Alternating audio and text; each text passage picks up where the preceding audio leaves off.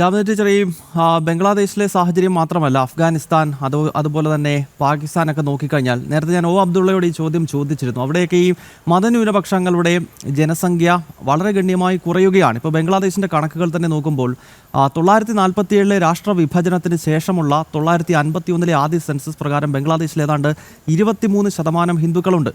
പക്ഷേ ഇപ്പോൾ നോക്കൂ, അത് കേവലം 8% വന്നു നിൽക്കുന്നു. അപ്പോൾ അബ്ദുള്ള ചൂണ്ടിക്കാണിക്കുന്നത് അത് ഗൾഫിലേക്കോ അല്ല ഇന്ത്യയിലേക്കൊക്കെ പണിക്ക് പോയി എന്നൊക്കെയാണ്. പക്ഷേ പഠനങ്ങൾ സൂചിപ്പിക്കുന്നത് അങ്ങനെയല്ല. അത് ഒന്നെങ്കിൽ ഇസ്ലാമിക ഭീകരശക്തികൾ അവരെ മതം മാറ്റിയിട്ടുണ്ട്, അതല്ലെങ്കിൽ കുറേ ആളുകളെ കൊന്നു തള്ളിയിട്ടുണ്ട്. അങ്ങനെ ദുരൂഹമായ സാഹചര്യം ഒരുപാടുണ്ടായിട്ടുണ്ട്. അതിൻ്റെ അടിസ്ഥാനത്തിലാണ് ഈ ജനസംഖ്യ ഇങ്ങനെ കുറഞ്ഞിരിക്കുന്നത്. അപ്പോൾ ടീച്ചർ, എൻ്റെ ചോദ്യം, ഈ ജനാധിപത്യ സ്വഭാവം ഈ രാജ്യങ്ങളിൽ ഇല്ല എന്നത് ഒരു വസ്തുതയല്ല. അത് ബംഗ്ലാദേശ് മാത്രമല്ല, അതിപ്പോൾ ബൊക്കോ ഹറാം പോലെയുള്ള സംഘടനകൾ സൗത്ത് ആഫ്രിക്കയിൽ, ആഫ്രിക്കൻ രാജ്യങ്ങളിൽ കാണിക്കുന്ന പ്രവൃത്തികളാണെങ്കിലും, താലിബാൻ അഫ്ഗാനിസ്ഥാനിൽ ചെയ്യുന്നതാണെങ്കിലും, നേരെ നമ്മൾ പാകിസ്ഥാനിൽ ഇത്തരം ഭീകരശക്തികൾ ചെയ്യുന്നതാണെങ്കിലും, ഇവരെല്ലാം ജനാധിപത്യ വിരുദ്ധ പ്രവർത്തനങ്ങളാണല്ലോ നടത്തുന്നത്. അതെ, അപ്പോ ഞാൻ ആ ചോദ്യത്തിലേക്ക് വരുന്നതിന് മുമ്പ് അദ്ദേഹം പറഞ്ഞല്ലോ, ഖുർആൻ അങ്ങോട്ട് ആക്രമിക്കാതെ ഇങ്ങോട്ട് ആക്രമിക്കരുത് എന്നാണ് പറഞ്ഞതെന്ന്. 9-ാം അധ്യായം 111-ാമത്തെ വചനത്തിൽ അള്ളാഹു പറയുന്നത്,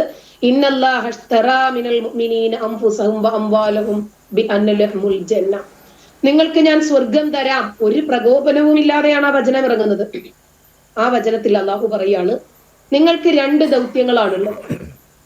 നിങ്ങളുടെ സമ്പത്തും നിങ്ങളുടെ ജീവനും നിങ്ങൾ എനിക്ക് നൽകണം, പകരം നിങ്ങൾ കൊല്ലപ്പെടണം. വേറെ വചനത്തിൽ പറയുന്നത്, യുദ്ധത്തിന് നിങ്ങൾ തയ്യാറല്ലെങ്കിൽ യുദ്ധത്തിന് തയ്യാറായിട്ടുള്ള ഒരു സമുദായത്തെ ഞാൻ കൊണ്ടുവരും, നിങ്ങളെ നശിപ്പിച്ചിട്ടെന്നാ പറയുന്നത്. അതുപോലെ 9-ാം അധ്യായം 123-ാമത്തെ വചനത്തിൽ തൗബയിൽ അല്ലാഹു പറയുന്നത്, നിങ്ങളുടെ അടുത്ത് താമസിക്കുന്ന അമുസ്ലിങ്ങളോട് നിങ്ങൾ പരുഷമായി പെരുമാറണം, നിങ്ങൾ അവരോട് യുദ്ധം ചെയ്യണം, അവർ നിങ്ങളിൽ രൂക്ഷത കണ്ടെത്തണമെന്നാ പറഞ്ഞത്.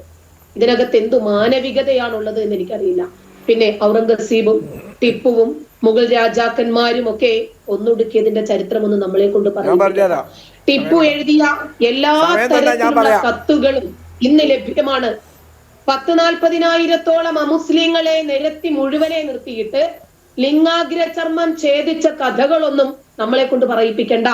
ഒരു രാജ്യത്ത് ഭൂരിപക്ഷം വരുന്ന ഒരു ജനതയ്ക്ക് വിവരമില്ലാതാകുകയും മതഭ്രാന്താകുന്ന ഈ വൈറസ്, ഇസ്ലാം എന്ന ക്യാൻസർ തലയ്ക്ക് പിടിക്കുകയും ചെയ്താൽ ആ രാജ്യം നരകമാകുമെന്നതിന്റെ ഉദാഹരണമാണ് അഫ്ഗാൻ, പാകിസ്ഥാൻ, ബംഗ്ലാദേശ്, ഇറാൻ.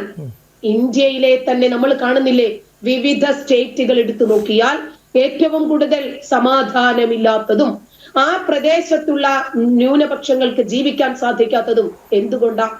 മുസ്ലിം രാഷ്ട്രമായിട്ടും ഗൾഫ് രാജ്യങ്ങളിലേക്ക് നോക്കിയാൽ അവർക്ക് സെക്യുലറിസ്റ്റുകളാ. കാരണം എന്താ? അവര് സുരക്ഷിതരായിരിക്കണം, അതിനെ മതതീവ്രവാദത്തെ വലിച്ചെറിയണം. ഈ ആധുനികതയിലേക്ക് നീങ്ങും തോറും ഗോത്രീയതയെ അവർ ഉപേക്ഷിച്ചുകൊണ്ടേയിരിക്കും. കൃത്യമായിട്ടൊരു ഭരണ സംവിധാനത്തിലാണ് അവരതിനെ മുന്നോട്ട് കൊണ്ടുപോകുന്നത്. കേരളം അതിൽ നിന്നും വ്യത്യസ്തമാകുന്നതും നമ്മൾ മനസ്സിലാക്കുന്നത് അതുകൊണ്ട് തന്നെയാണ്.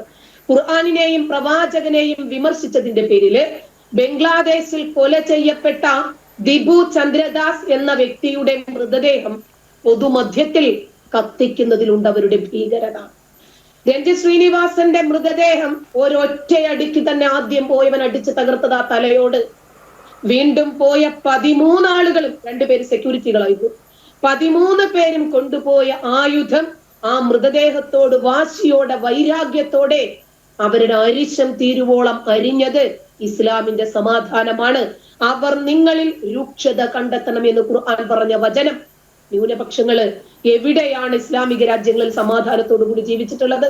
ചത്തവന്റെ ജഡം എരിഞ്ഞുകൊണ്ടിരിക്കുമ്പോൾ വീണ്ടും വീണ്ടും അതിനെ വികൃതമാക്കാൻ കാണിക്കുന്ന മനസ്സിന് സമാധാനം എന്നാണോ പറയുന്നത്?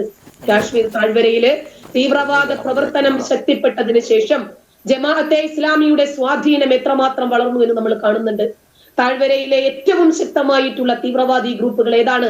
ഹിസ്ബുൽ മുജാഹിദീന, ജമാഅത്തെ ഇസ്ലാമി അനുകൂല ഗ്രൂപ്പ്. ഇതിനു പുറമെ ടൈഗേഴ്സ്. എന്താണ് അള്ളാഹുവിന്റെ ടൈഗർമാർ? ഈ സംഘത്തിന്റെ ജമാഅത്തെ ഇസ്ലാമി രൂപം നൽകിയത് എന്തിനാ? വിവിധ തീവ്രവാദി ഗ്രൂപ്പുകളെ ഏകോപിപ്പിക്കുക. ജമാഅത്തെ ഇസ്ലാമിയിൽ എവിടെയാണ് ജനാധിപത്യം? മൗദൂദിയുടെ ഏത് പുസ്തകം എടുത്തു നോക്കിയാലും 3 തത്വങ്ങൾ അതിൽ കാണാം. നമുക്ക് വേണ്ടത് ജനാധിപത്യമല്ല, മതാധിപത്യമാണ്. നമുക്ക് വേണ്ടത് മതേതരത്വമല്ല, മതമാണ്. നമുക്ക് വേണ്ടത് ദേശീയതയല്ല.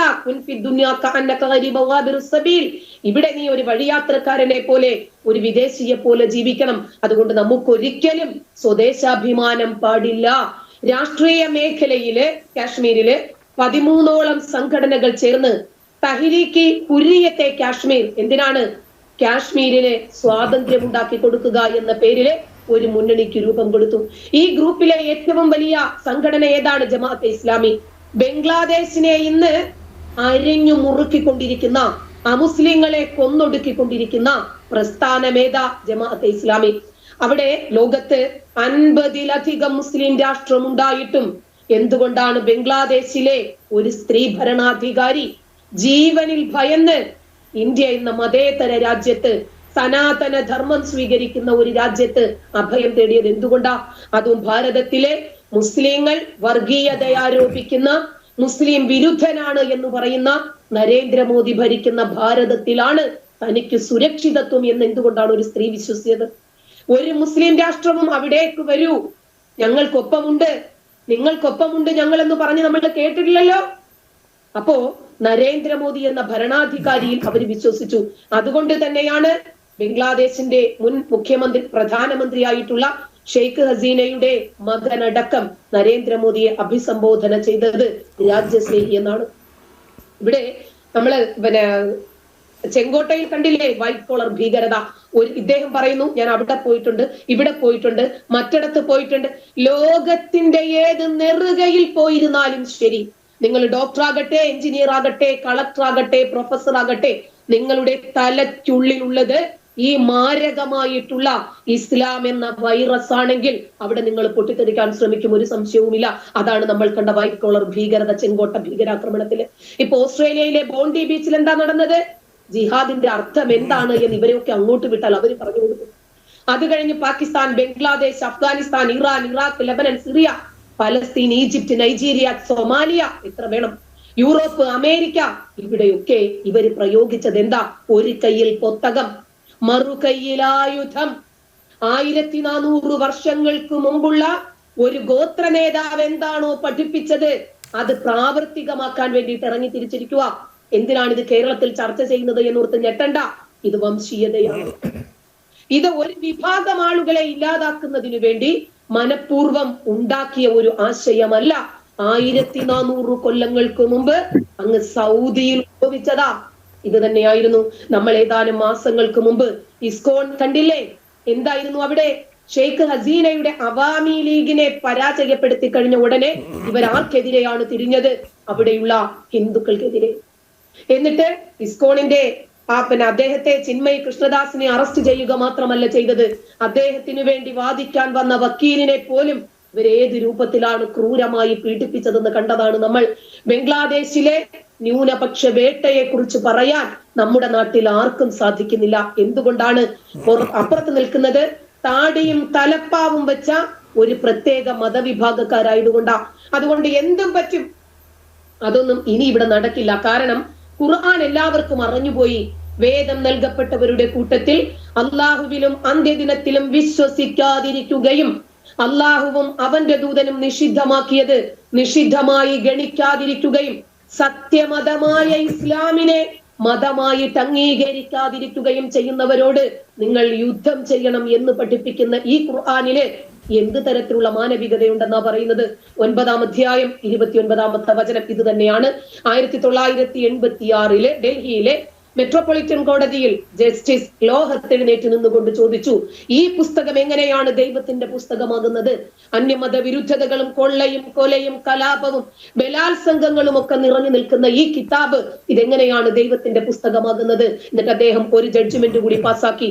ലോകത്തുണ്ടാകുന്ന സകലമാന വർഗീയ കലാപങ്ങൾക്കും കൊള്ളയ്ക്കും കൊലയ്ക്കും ഒക്കെ കാരണം ഈ കിതാബാണ്.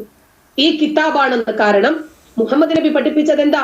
അവിശ്വാസികൾക്കെതിരെ, അമുസ്ലിങ്ങൾക്കെതിരെ നിങ്ങൾ ജിഹാദ് നടത്തണം. അതാണ് അന്യമതസ്ഥർക്കുള്ള അള്ളാഹുവിന്റെ നിബന്ധന എന്നാ പഠിപ്പിച്ചത്. ഖുർആൻ 2-ാം അധ്യായം 216-ാമത്തെ വചനം, 5-ാം അധ്യായം 33-ാമത്തെ വചനം. എത്ര വേണം? ഹദീസുകൾ വേണോ? ഇഷ്ടം പോലെ എടുത്ത് നിരത്തി തരാം. ഇതൊരു ഖുർആൻ ക്ലാസ് അല്ലാത്തത് കൊണ്ട് ഞാനത് പറയുന്നില്ല. പക്ഷെ എന്താണ് ഈ കിതാബിനകത്തുള്ളത് എന്ന് ചുരുങ്ങിയ സമയം കൊണ്ട് നിങ്ങളെ ഒന്ന് ബോധ്യപ്പെടുത്തണമല്ലോ. ആ മുസ്ലിങ്ങളെ കണ്ടാൽ കണ്ടെത്തിയെടുത്ത് വെച്ച് പിരടിക്ക് കാച്ചുക, പതുങ്ങിയിരുന്നിട്ടാണെങ്കിലും സാരമില്ല, അന്യമതക്കാരോട് യുദ്ധം ചെയ്യണം, അവരെ ആക്രമിക്കണം, അവരെ ഇടുങ്ങിയ വഴിയിലൂടെ നടന്നു വന്നാൽ ടീച്ചർ, എന്തായാലും ആഗോളതലത്തിൽ തന്നെ ഈ ഭീകരത ഉയർത്തിവിടുന്ന ആളുകൾ ടീച്ചർ പറഞ്ഞതുപോലെ ഈ ആശയത്തെ മുൻനിർത്തിക്കൊണ്ടാണ് ഇത്തരം പ്രവർത്തനങ്ങൾ നടത്തുന്നത്.